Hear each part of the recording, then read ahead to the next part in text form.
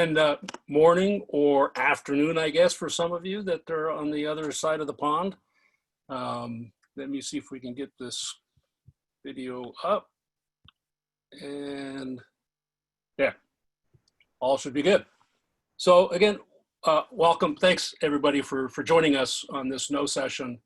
I want to present something a little bit different than what I did in the last one. And I wanted to put some focus here on the Internet of Things. There's been a lot of different numbers, by the way. I've heard, could be 6 billion, it could be 20 billion. The true answer here, nobody knows how many billions of devices are going to be connected to the network. But let me explain a little bit behind the numbers. The reason why we expect this explosion in growth of IoT is that in 5G specifically, there are some features that support a different type of device. So today, the IoT things that we see connecting, they'll typically have a SIM card. So they'll look just like a telephone device to your networks.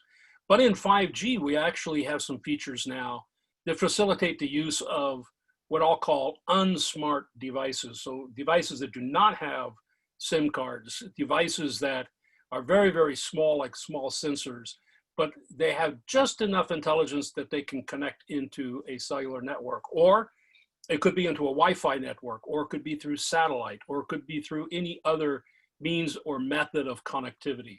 And so first off, remember that 5G is not a wireless technology only. 5G doesn't really care if you're connecting through cellular or fiber or Wi-Fi.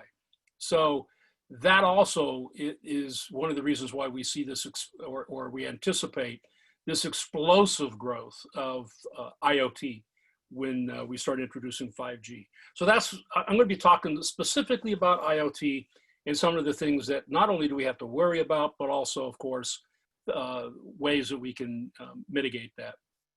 So by now, everybody should know who I am. I'm head of cybersecurity in the Oracle Communications Group. And I participate in a lot of different security standards groups, as well as a number of advisory councils in government. So let me share with you this quote. I found this in this article in Infotech, and I thought, this has been one of the critical problems that we have had in networking for decades, right? Everybody wants to be secure. And when I say everybody here, I'm not talking about just us professionals. I'm also talking about consumers. Consumers want to be secure, but they don't want to be inconvenienced. And when you think about IoT, this is significant because most consumers will go to a big box store, or they'll go to Amazon. They'll buy a smart camera, or they'll buy a router, or they'll buy some kind of a device. Maybe it's a doorbell with a video on it. And their expectation is all they have to do is go home, take it out of the box, and plug it in. They don't have to do anything else. The reality is actually quite the opposite. You do need to be able to configure that device and be able to change passwords. But everybody hates passwords. Everybody hates having to remember the passwords. But unfortunately, in today's environment and in our future environment, we have to have very, very strong password protections. And so there's this big struggle, especially in IoT. How do we enforce those types of things without being inconvenient? So Black Hat does a survey every year where they survey their participants. And so last year in 2019, they did a survey of all of the Black Hat attendees. It's what they call their 2020 security survey. And one of the outcomes of that was that consumers are now the target. And I think, when we start looking at the vulnerabilities, and as you're going to see here as we go through these slides, that certainly makes sense because the consumer is probably the least protected in our society today.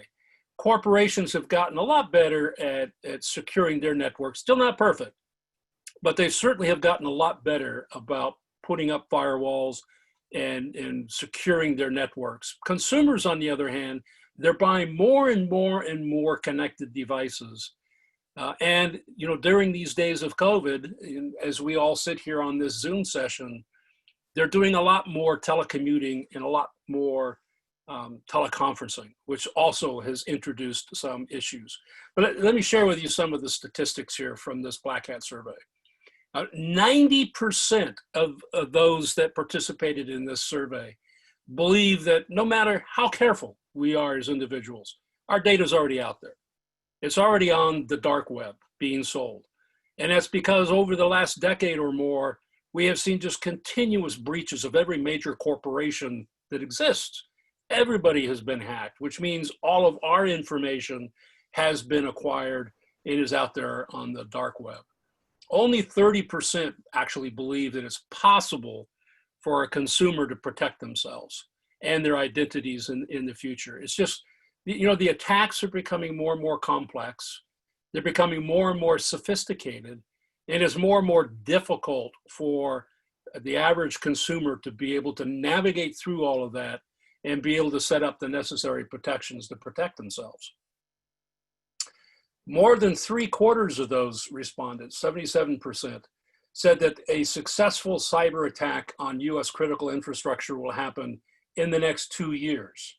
I'll talk a little bit about what that means and what areas in critical infrastructure they believe the attacks will happen. Only 21% believe that government and private industry are actually prepared to respond to any level of an attack. And you're going to see another statistic that kind of talks to this as well.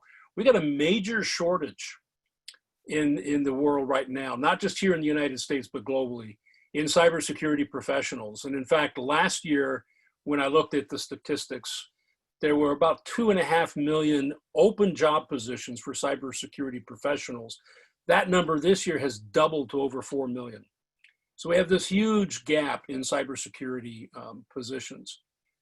And 65% believe that they're going to have to respond to some major security breach in their own organization this year. But they don't believe that they have either the staffing or the budget to protect against these new threats. And the other thing that I've been seeing too is that a lot of them are using security tools and fraud tools that are outdated. They're not really designed for the environment that we're operating in today. And so it's not just a matter of staffing and budget, it's also a matter of outdated tools and the lack of ability to upgrade those tools to the latest and greatest.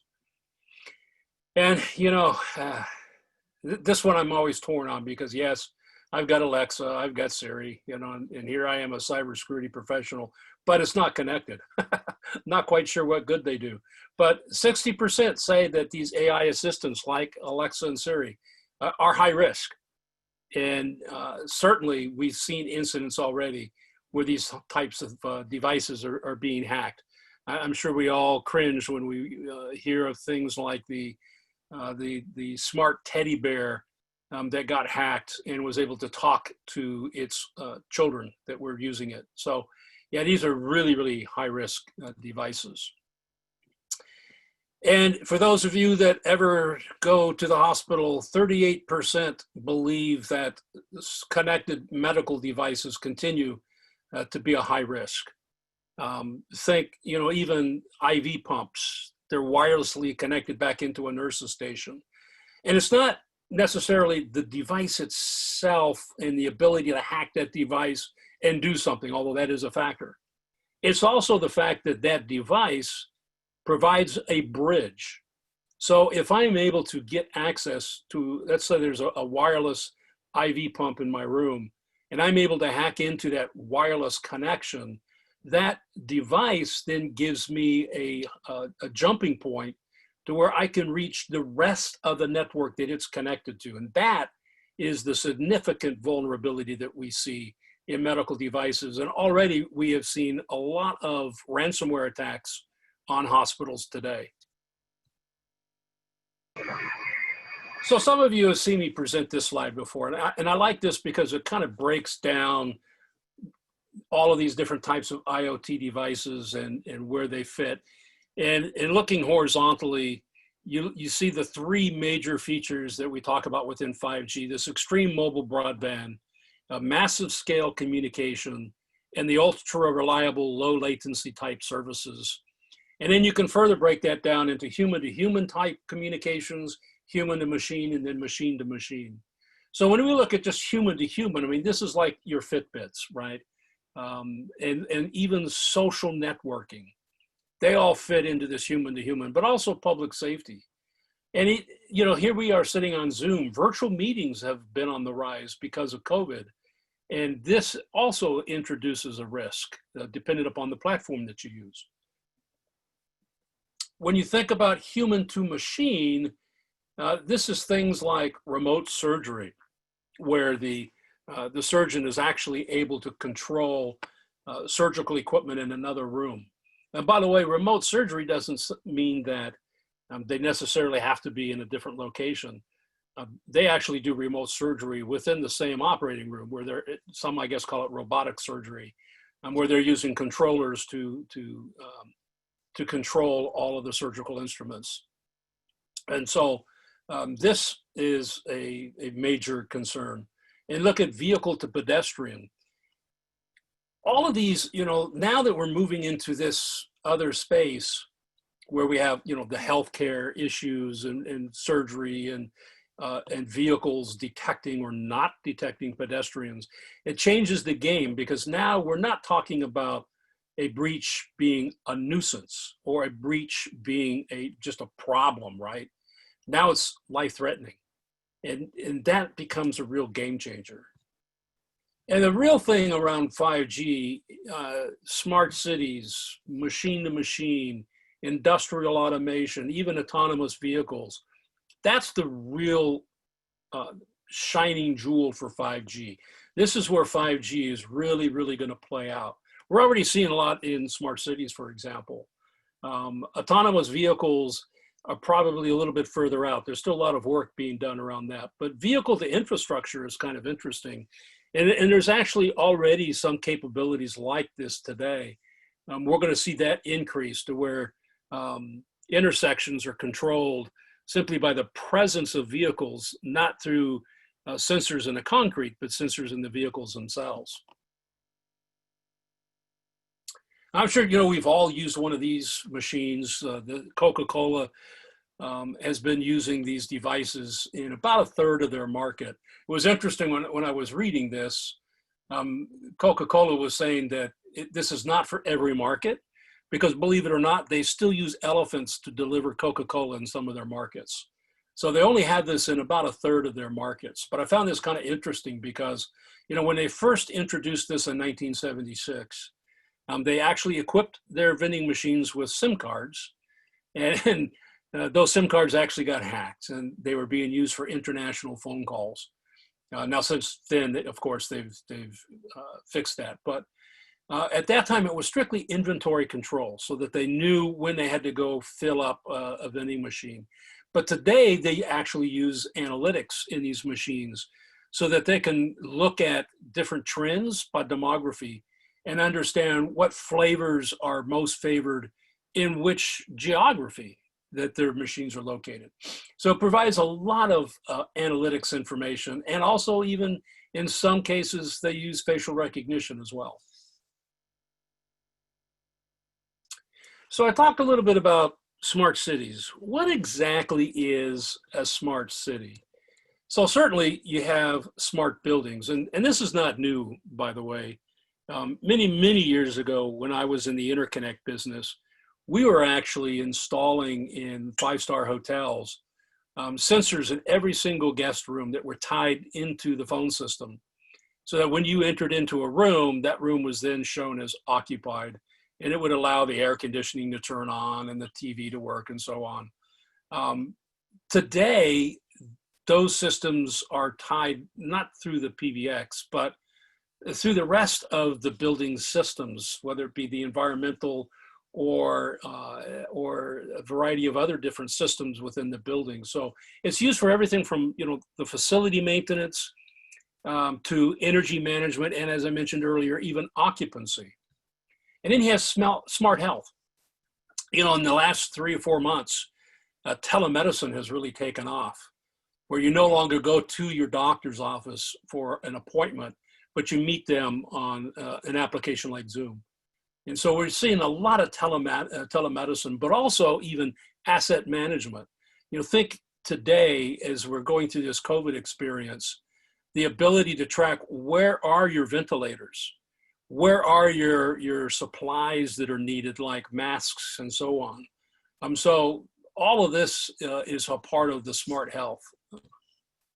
And of course, smart energy, we don't have meter readers in a lot of places anymore. Everything is being converted over to digital meters that are able to report usage back to the utility remotely. But even, smart lampposts. Now this is kind of an interesting trend, to where you could go into a city and the streetlights do not turn on unless there's actually somebody on the streets. So that could be an interesting application, but it also introduced a significant risk. If I'm able to go in and hack into those lampposts, I could turn a street dark very quickly. And then of course, smart grids that we're seeing deployed already today. Smart mobility is not just about cars. Smart mobility is about the ability to reroute traffic, for example. So if you have a major metropolitan city and sensors are showing that certain streets and boulevards are already overcrowded, you don't want to send a bunch of delivery trucks down that same route. So through efficient traffic management, you can actually reroute delivery vehicles and other large vehicles, send them a different route, or send them through a route during a particular time of day. So these are some of the things that are being looked at for smart mobility, but also ride sharing and bicycle rentals and scooter rentals that we already see in a lot of metropolitan cities. And then public safety, and interestingly, public safety is not just law enforcement, but it's all things that fall into this genre of public safety. Smart refuse, for example, putting sensors on trash cans and large trash. I don't know what you call those things, but large trash cans, so that the refuse company knows when a particular receptacle is full and needs to be emptied. But also infrastructure monitoring and monitoring of the public roads, and also bridges, putting sensors onto bridges so that engineers can actually detect issues with the balancing of the load and so on. So all of that falls under public safety. So now imagine if all of these things are connected and you're a hacker, lots of different areas that you can go explore.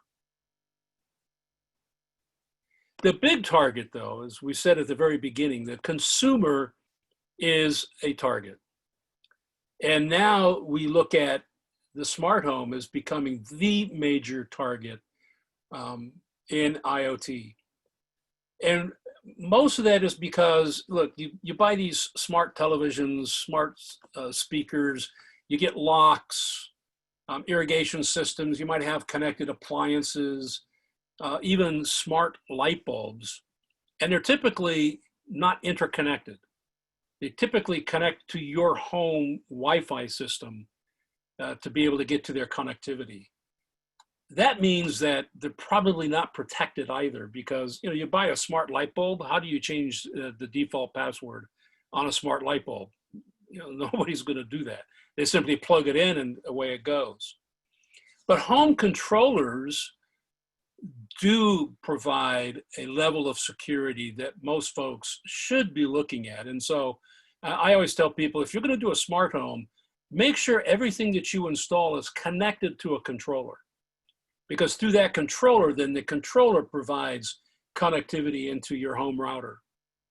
That controller provides you a firewall so that people can't get in. We've been doing this for so long. I mean, back in the 70s, I used to sell these X10 devices. X10 devices were little modules that you plugged into the wall, and it used your electrical circuit in your house to provide that network connectivity. They worked okay, But for larger homes, if you had multiple power panels, they weren't very effective. You had to be all on one contiguous circuit.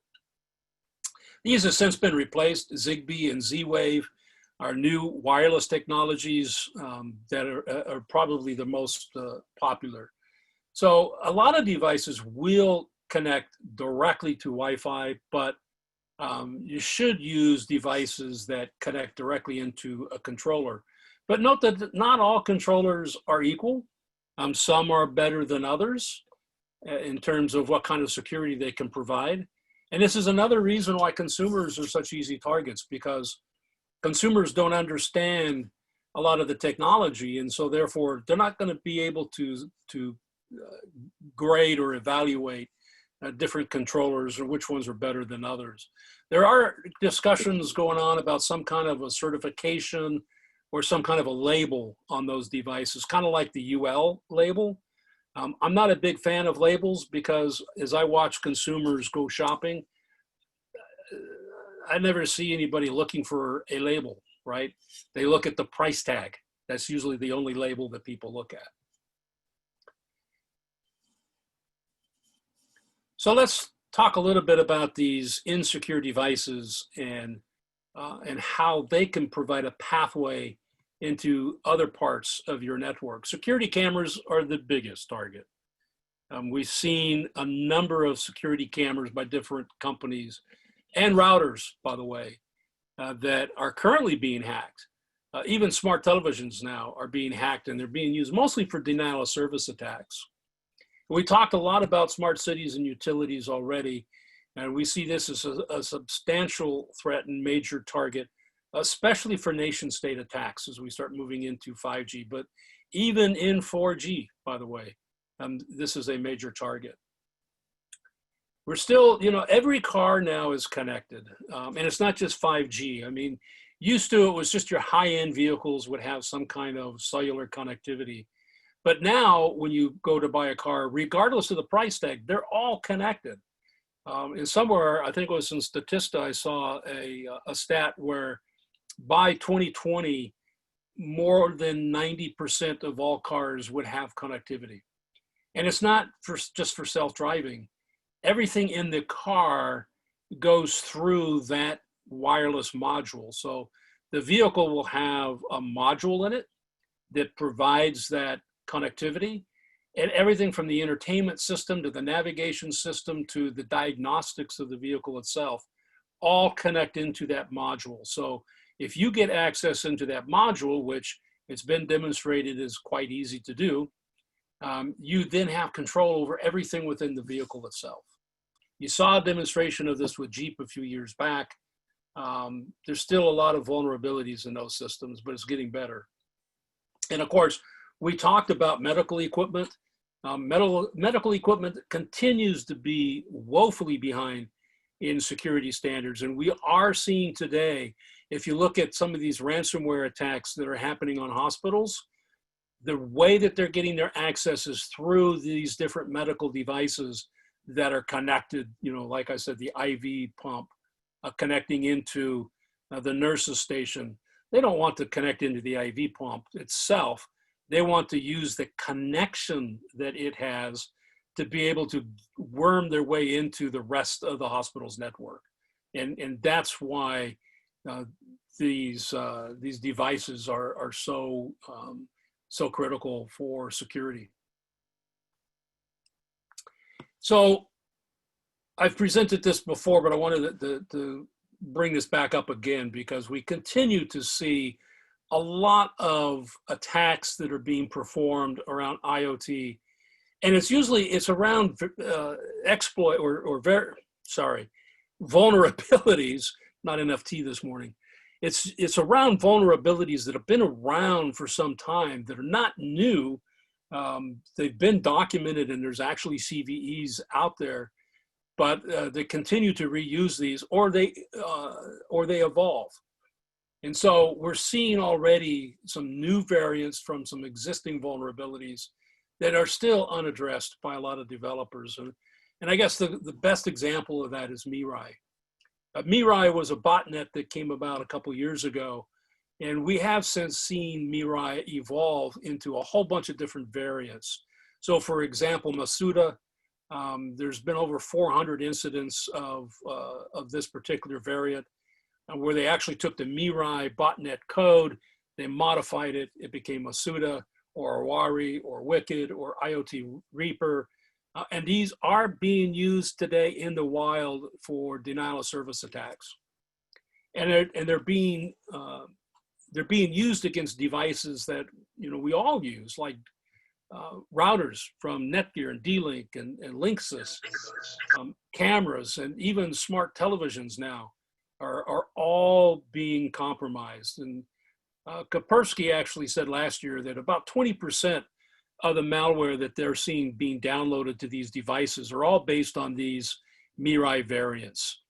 And that number, by the way, just continues to grow. So continue to watch this particular area. I mentioned critical infrastructure. And so I wanted to touch base on this. 40% of attacks on critical infrastructures will be by large nation states. And this comes from Black Hat, by the way. 16% of those that responded said there's this lack of coordination between US government entities and the private industry. And this has been one of the areas that we've been hitting on within all the advisory councils, is that what we really need here is more collaboration between private industry and government, because a lot of government agencies have all this intelligence on things happening that they don't share. And so private industry has no idea what's going on. We hear things, but unless we can actually see examples of where it's actually happening, what can you believe? 15% of the respondents said, hey, there's this worldwide shortage of IT security personnel, which I had mentioned earlier. That gap is growing. There's over 4 million open positions globally right now. So that's pretty significant. 6% said that there was this lack of coordination among US government agencies, which I found pretty interesting.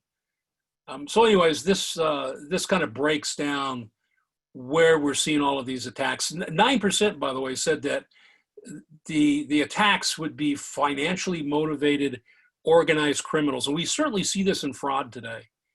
A lot of the fraud incidents that you're seeing are no longer just some individual hacker lining his pockets or just trying to get out there and get a name for himself. Anymore, more and more we're seeing attacks that are being committed by very sophisticated and well-financed criminal organizations. And so that becomes a bit problematic. How do they find these targets? Again, it's looking for any kind of a device that is sitting on a public internet connection. Once I find an open internet connection, I can then use that device to get access to everything else that is connected onto that same network. And there's a lot of tools that are out there that are, some very basic tools like Shodan, for example, which you see here on the screen. It's the world's first search engine for interconnected devices. Very simple to use. It's all web-based, so you can access it through your web browser. This is very commonly used to go find any kind of a device that's sitting on the open internet without any kind of protection. And then from there, you can use a number of different vulnerabilities to access those devices. Web-based attacks can also be used. Anything that's connecting through HTTP, those sessions can be attacked and then used to get into a person's computer. And then once you're inside that computer, you can then get access to anything that's on the same network that computer is sitting on. We mentioned already that security cameras that are connected to the internet, they represent more than 50% of compromised devices today. Kind of ironic that, a security camera that's supposed to give you that warm and fuzzy feeling actually are quite vulnerable. So like I said, once the device is found, then it's not necessarily the device itself that becomes the target. It's the connection, the network that that device is connected to that becomes the target. And so once I've gotten onto your network, I can then get access to anything else that's on that network.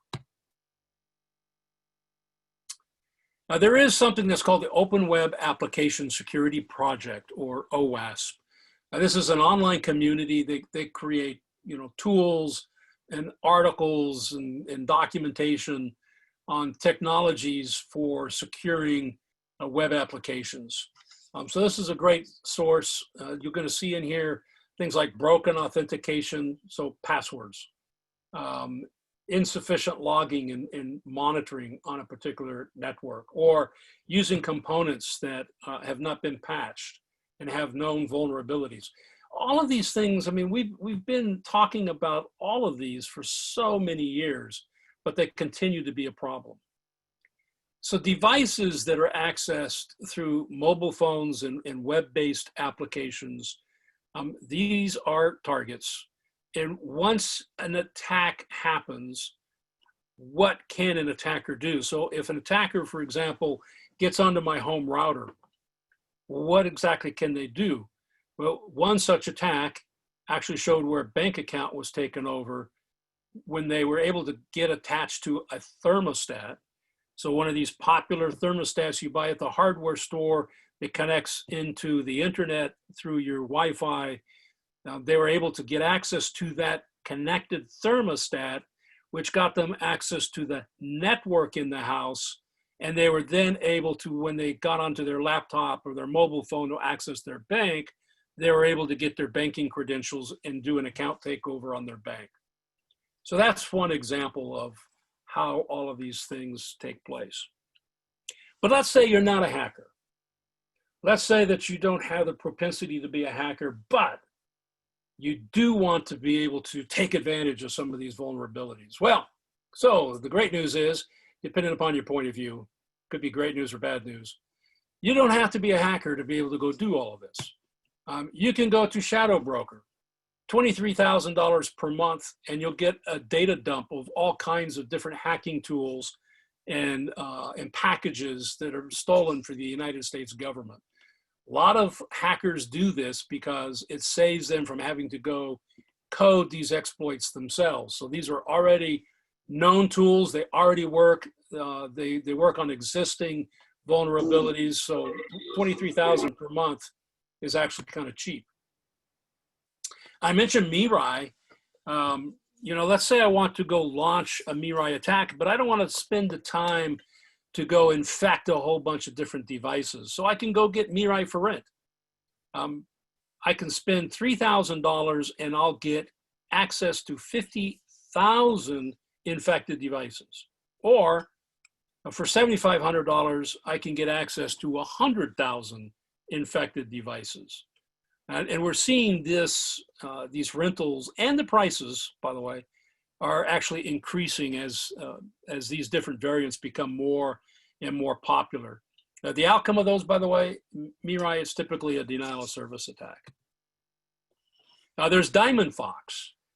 For $150 per plugin, it's a cloud service that gives you some malware services that you can customize. So for example, if I want some key logging, if I want to infect somebody's device so that it keeps track of all of the passwords and everything that you type on your keyboard, $150, I can go get a plugin from Diamond Fox that allow me to do that. Or if I want to do currency wallet stealing, I can go buy some plugins from Diamond Fox that'll enable me to do that. So I don't have to go develop my own code to go do that. And then of course in ransomware, there's Tox is one example. Ransomware as a service. And the way this works is that you go subscribe to this service and they take care of launching the ransomware on your behalf. And then they'll take as much as a 40% cut in the ransom that you collect. So I don't have to be a hacker. I can just go to this ransomware as a service. They do all of the heavy lifting for me, and then I split my, my take with them by 40%. So you go to Tor, you'll see a lot of this hacking as a service. It has become now mainstream. And you can learn more about this on dark reading. You see the source down there at the bottom.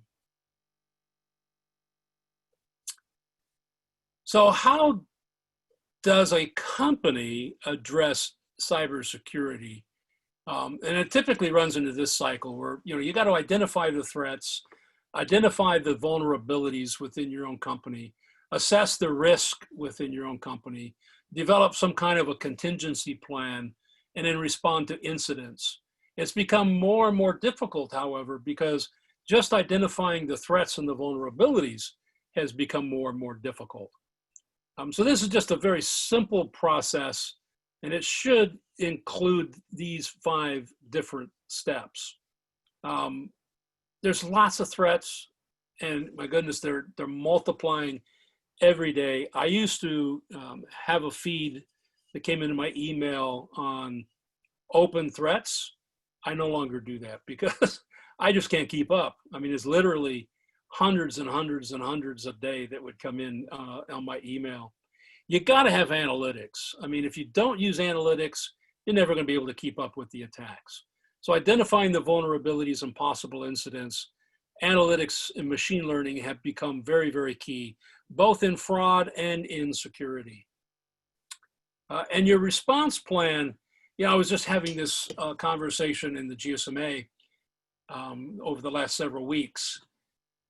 In some cases, well, in all cases, as a company, you have a responsibility to your customers that if they get compromised or if their data gets compromised, you got to notify the victims. But I would strongly encourage that you first, you do a thorough investigation and you understand and accurately assess the vulnerability, because I've seen incidents where companies were very, very quick to go announce that they were breached. And in fact, there was a phone company here a few years back that did just exactly that. They got breached. They announced that credit card information from all of their customers was compromised, and their stock prices tanked within a week. Later on in the week, as they further investigated, they found out that was not the case, that only a portion of their subscribers had been exposed, and it was only the last 4 digits of their credit card information. But the damage had already been done, and they never recovered. They actually were acquired. So you have to be careful with your response plan. Make sure that you do a thorough assessment before you go make announcements. And these attacks, they're becoming so complex and sophisticated.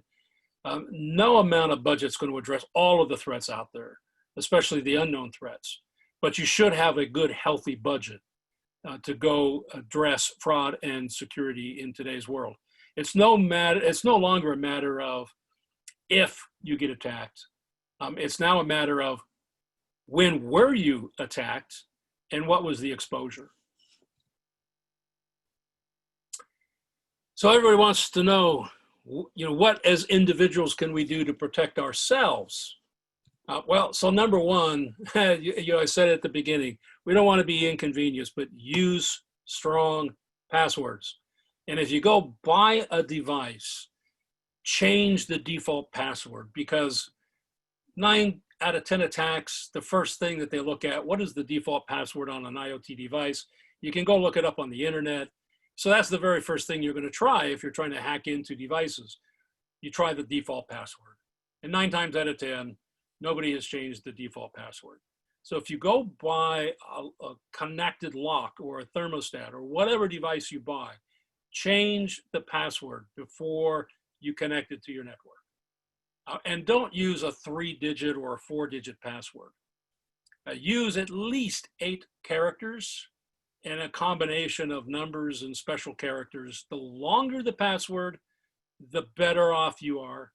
And do not use dictionary words, because if you have any kind of a word, even if you have 3 or 4 words together, it only takes about a half a second to crack that password. There's utilities out there that very, very quickly can go through and very, very quickly break those passwords using just ordinary dictionary words. There's also this thing that's called UPnP, Universal Plug and Play. It allows IoT devices to go find each other.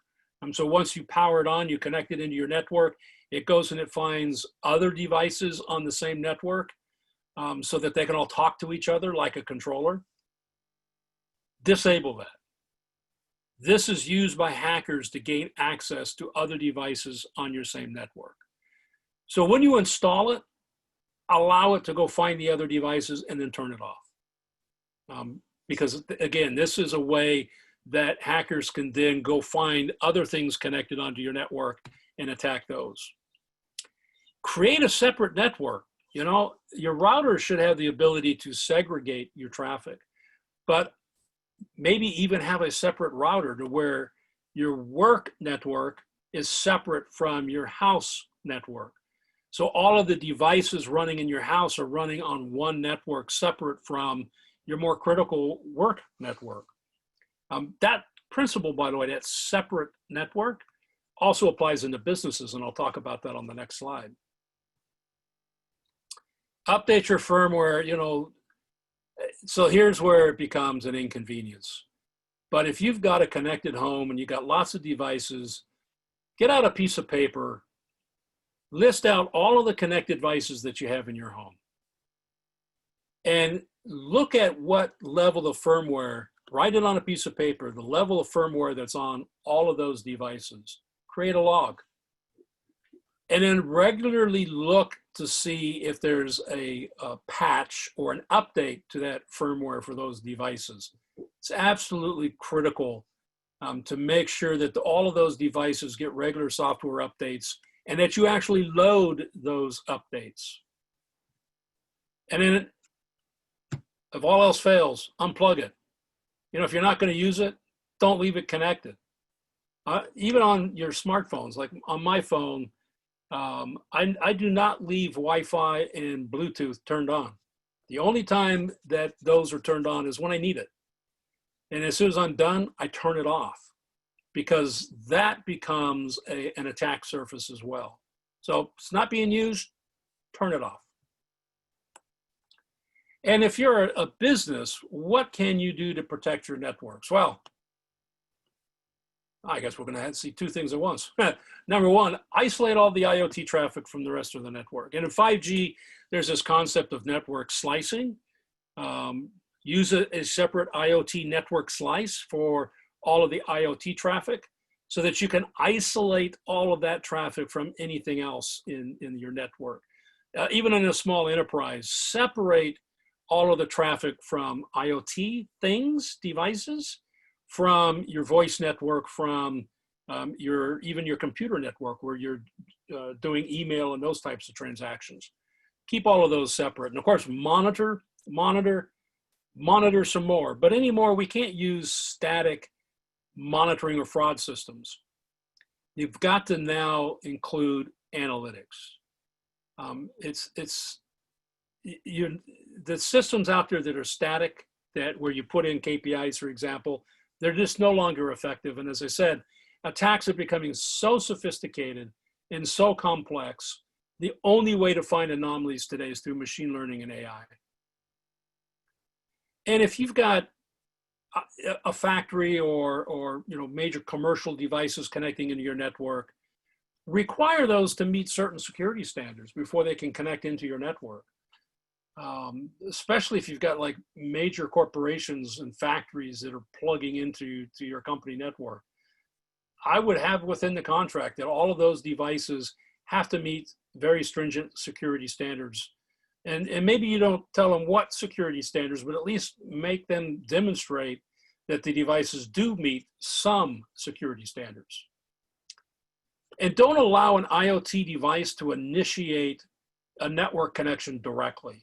It should go through firewalls or controllers or some other mechanism to be able to initiate a network connection. So don't allow a device to directly get a network connection. So with that, That's all I have for today's session. I guess now we can open it up for questions. Sarah?